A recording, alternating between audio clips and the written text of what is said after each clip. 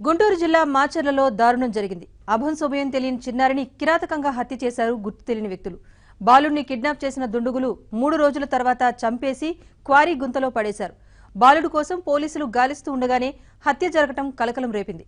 సాత్విక్ కోసం ఎదురు చూస్తున్న తల్లిదండ్రులకు తీవ్ర శోకాన్ని మిగిల్చింది.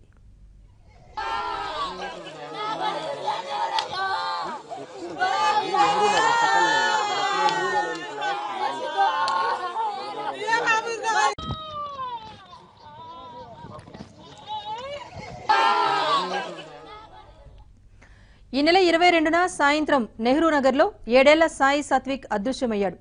ఇంటి ఎదుట ఆడుకుంటున్న సాత్విక్ కాసేపటికి కనిపించకుండా పోయాడు. చుట్టుపక్కల వెతికినా ఆచూకీ తెలియకపోవడంతో తల్లిదండ్రులు పోలీసులకు ఫిర్యాదు చేశారు.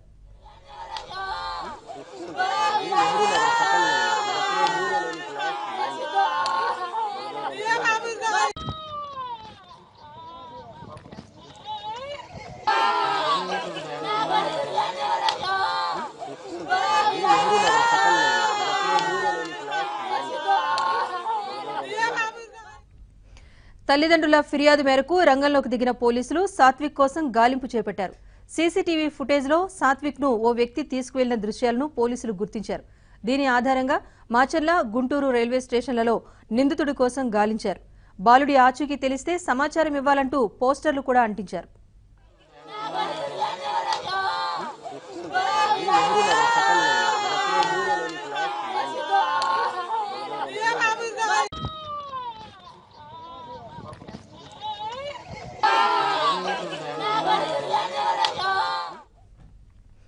సాయి సాత్విక్ క్షేమంగా తిరిగి వస్తాడనుకున్న తల్లిదండ్రులు, బంధువుల ఆశలు అడియాసలయ్యాయి. పోలీసులు వెతుకుతూ ఉండగానే మాచర్ల సమీపంలోని ఓ క్వారీలో సాత్విక్ శవమై తేలాడు.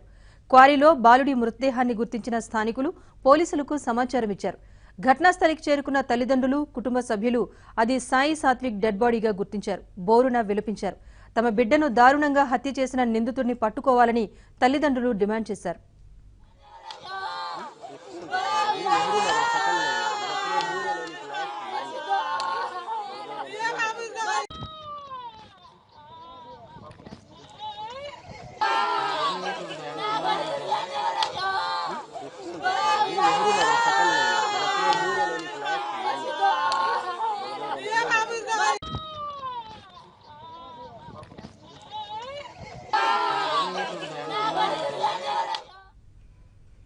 మరోవైపు సాత్విక్ డెడ్ బాడీని పోస్టుమార్టం నిమిత్తం ప్రభుత్వ ఆసుపత్రికి తరలించారు. బాలుడి హత్యకు గల కారణాలపై ఆరా తీస్తున్నారు. సాత్విక్ ను చంపాల్సిన అవసరం ఎవరికుంది? కుటుంబ తగాదాలు, బంధువుల మధ్య గొడవలు ఉన్నాయా అనే కోణంలో పోలీసులు విచారణ చేపట్టారు. దీనికి సంబంధించి సాత్విక్ తల్లిదండ్రులు, కుటుంబ సభ్యులను ప్రశ్నిస్తున్నారు.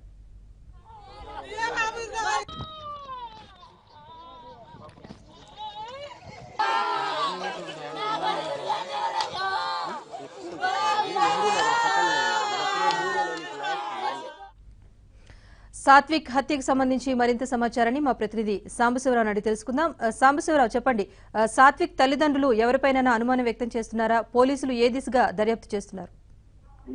స్వాతి, గుంటూరు జిల్లా మాచర్లలో జరిగిన ఈ ఘోర సంఘటనపై కూడా ఇప్పటికీ తల్లిదండ్రులు ఒక నిర్ధారణకు అయితే రాలేకపోతున్నారు. తమకి ప్రశాంతంగా ఉద్యోగం చేసుకుని పిల్లలతో జీవిస్తున్న తమకు ఇలాంటి జరగటంలో కూడా వాళ్ళకు ఒక రకమైన షాకు గురయ్యారు. ఆ షాక్ నుంచి కూడా ఇంకా వాళ్ళు చేరుకోలేదు. తమ బిడ్డ 2 రోజుల తర్వాత అయినా ఆచూకీ దొరుకుతుంది, క్షేమంగా లభ్యమవుతాడని కూడా వాళ్ళు ఎన్నో ఆశలు ఎదురు చూసిన తల్లిదండ్రులతో కడుపు కోత మిగిల్చింది. మాచర్ల సమీపంలోని క్వారీ గుంతల్లో సిద్ధు సాత్విక్ శవమై తేలటం, శవం అతను కూడా మృతదేహం కూడా ఉద్దు ఉండటంతో కూడా 2 రోజుల క్రితం అతను చంపేసి పడేసి ఉంటారని కూడా పోలీసులు భావిస్తారు. అయితే నిన్న సాయంత్రం పోలీసులు విడుదల చేసిన సీసీటీవీ ఫుటేజ్ లో ఉన్న బాలుడికి ఈ బాలుడికి సంబంధం లేదని కూడా ఇప్పుడే పోలీసులు నిర్ధారణకు వచ్చారు. ఆ బాలుడు నిన్న ఆ రోజు అదృశ్యమైన రోజు చేసుకున్న ఎర్ర రంగు చొక్కా, ఆ బాలుడు వయస్సు ఆధారంగా మాచర్ల గుంటూరు రైల్వే స్టేషన్ లోని అరండల్పేట వైపు ఉన్న ప్లాట్ఫామ్ లో ఉన్న సీసీటీవీ ఫుటేజ్ లో ఒక వ్యక్తి భుజాల మీద ఎక్కించుకొని అతనితో సరదాగా వెళుతున్న వీడియోని ఒకటి గుర్తించారు. అయితే ఎర్ర చొక్కా వేసుకున్న అదే వయసు పిల్లవాడు కావడంతో కూడా వారు ఆ పిల్లవాడే ఆ మాచర్లో నెహ్రూనగర్ లో కిడ్నాప్ గురైన పిల్లవాడని కూడా గుర్తించి తల్లిదండ్రులు పిలిపించారు. తల్లిదండ్రులు కూడా అతనా కాదనే సంశయంలో ఉన్న తరుణంలో కూడా ఈ రోజు ఉదయం పూట మాచర్ల సమీపంలోని ఒక క్వారీ గుంతలో కూడా బాలుడు మృతదేహం లభ్యమవడంతో కూడా వాళ్ళు ఒక్కసారిగా షాకు గురయ్యారు. అయితే పోలీసులు నిన్న వాల్ పోస్టర్లు వేయటం, ఆ సీసీటీవీ ఫుటేజ్ ను విడుదల చేసిన నేపథ్యంలో కూడా ఇప్పుడు బాలుడు మృతదేహం లభించిన తర్వాత ఆ సీసీటీవీ ఫుటేజ్ లో ఉన్నది ఈ బాలుడు కాదనేది కూడా వాళ్ళ ఒక ప్రాథమిక నిర్ధారణకు వచ్చినట్టు తెలుస్తుంది. అయితే ఈ సాత్విక్ ని ఎవరు చంపారు, ఎందుకు చంపాల్సి వచ్చిందనే కూడా పూర్తి స్థాయిలో దర్యాప్తు ప్రారంభించారు. అయితే తల్లిదండ్రులు పూర్తిగా ఒక మా సాధారణ స్థితికి వచ్చి వాళ్ళు మాట్లాడగలిగి సమాచారం చెప్పగలిగితే గానీ వారికి కుటుంబంలో ఏమైనా వివాదాలు ఉన్నాయా, ఎవరితోనైనా ఘర్షణలు ఉన్నాయి, వివాదాలు ఉన్నాయి అనేది కూడా చెప్తే గానీ బయటికి వచ్చే అవకాశం ఉంది. అయితే ప్రస్తుతం వాళ్ళు ఆ కన్నీరు ముందరే బోరును వినిపిస్తున్న తప్పితే ఎలాంటి వాళ్ళు మాట్లాడే పరిస్థితి కూడా అయితే లేదు. పోలీసులు కూడా కొద్దిగా సమయం పాటించి తల్లిదండ్రులు చేరుకున్న తర్వాత ఆ పూర్తి స్థాయి సమాచారం రాబోతారనే కోణంలో కూడా ఉన్నారు. అయితే చుట్టుపక్కల వారికి ఉన్న చర్చించుకున్న సమాచారం ప్రకారం ఈ సాత్విక్ తల్లిదండ్రులకి వెంకటేశ్వర నాయక్, సరోజాబాయికి ఇరువురికి వాళ్ళ కుటుంబంలో కొంత ఆశీర్వాదాలు అన్నట్లు కూడా వాళ్ళు చర్చించుకున్నారు. ఆ నేపథ్యంలో ఎవరైనా ఆ బంధువులు గాని ఆశీర్వాదం ఉన్నవారు గాని అఘాయిత్యానికి పాల్పడ్డారనే కోణంలో కూడా దర్యాప్తు చేపట్టాలని పోలీసులు భావిస్తున్నారు. ప్రస్తుతానికి సంఘటనా స్థలానికి చేరుకుని పోలీసులు బాలుడు మృతదేహాన్ని ఆ క్వారీ గుంతల్లో నుంచి బయటికి తీసి ఆ పోస్ట్ మార్టానికి తరలించారు. మరి ఈ రోజు సాయంత్రానికి తల్లిదండ్రులు సాధారణ స్థితికి వచ్చి వారు మాట్లాడే పరిస్థితికి వచ్చిన తర్వాత పూర్తి స్థాయి దర్యాప్తు చేస్తాం. ప్రస్తుతం తల్లిదండ్రులు ఇబ్బంది పెట్టే పరిస్థితిలో చేయమని కూడా పోలీసులు సంప్రదించినప్పుడు ఒక సమాచారం చెప్పడం జరిగింది. మొత్తానికి గుంటూరు జిల్లా మాచర్ల జరిగి చోటు చేసుకున్న ఈ దారుణమైన సంఘటన ప్రతి ఒక్కరిని కలిసివేస్తుంది. చిన్న ఆస్తివాదాలు కానీ మరేదైనా వివాదాలు ఉంటే మాట్లాడుకోవాలి, లేకపోతే స్టేషన్ల ద్వారా కోర్టుల ద్వారా చేసుకోవాలి తప్పితే అర్బన్ సంబంధించిన చిన్నారని కిరాస్యంగా చంపటం ఏంటనేది కూడా ప్రతి ఒక్కరి నోటి కూడా మనం వింటున్న పరిస్థితి ఉంది సార్. సాంబశివరావు, మరి బాబు కిడ్నాప్ అయిన తర్వాత ఏమైనా ఫోన్ కాల్స్ లాంటివి వచ్చాయా తల్లిదండ్రులకు, లేకపోతే బంధువులు ఏమైనా వీరికి సంబంధించి గొడవలని చెప్తున్నారు, ఆ గొడవలకు సంబంధించి ఏమైనా సమాచారం ఇచ్చారా? అయితే 22వ తారీఖు సాయంత్రం 5 గంటల తర్వాత బాలుడు ఇంటి ముందు ఆడుకుంటూ అదృశ్య కనపడిన కూడా పోయారు. అయితే తొలుత ఎక్కడన్నా ఫ్రెండ్స్ ఇంటికి గానీ చుట్టుపక్కల గానీ మాచర్ల పట్టణంలో తప్పిపోయాడనే కోణంలో కూడా వాళ్ళు విచారణ చేపట్టారు, ఉసుగులాట ప్రారంభించారు. తప్పితే ఇలా కిడ్నాప్ గురయ్యాడు అనేది కూడా వాళ్ళు గ్రహించలేకపోయారు. ఆ కిడ్నాప్ అనేది కూడా వాళ్ళు ఇప్పటికీ గ్రహించలేదు. నిన్న పోలీసులు ఒక సీసీటీవీ ఫుటేజ్ రైల్వే స్టేషన్ లో ఒక పిల్లవాడిని ఎత్తుకొని భుజాల మీద ఎత్తుకొని వెళ్తున్న ఒక వ్యక్తిని గుర్తించి అతను ఏమన్నా కిడ్నాప్ చేసి లేకపోతే అమ్ముకోవడానికి చేసుకెళ్లాడనే కోణంలో తల్లిదండ్రులు పిలిచి వాళ్ళకి సమాచారం ఇచ్చిన తర్వాతనే వాళ్ళు ఆ దిశగా తమ బాలుని ఎవరో తీసుకెళ్లారు, అపహరించారనే కోణంలో ఉన్న తప్పితే కిడ్నాప్ చేశారు, తమ పైన కక్ష పెట్టుకున్నారు, బాలుని చంపుతారనే కోణంలో కూడా ఈ రోజు ఉదయం వరకు కూడా తల్లిదండ్రులకి ఆ దిశగా కూడా అసలు ఆలోచన సందర్భం అయితే లేదు.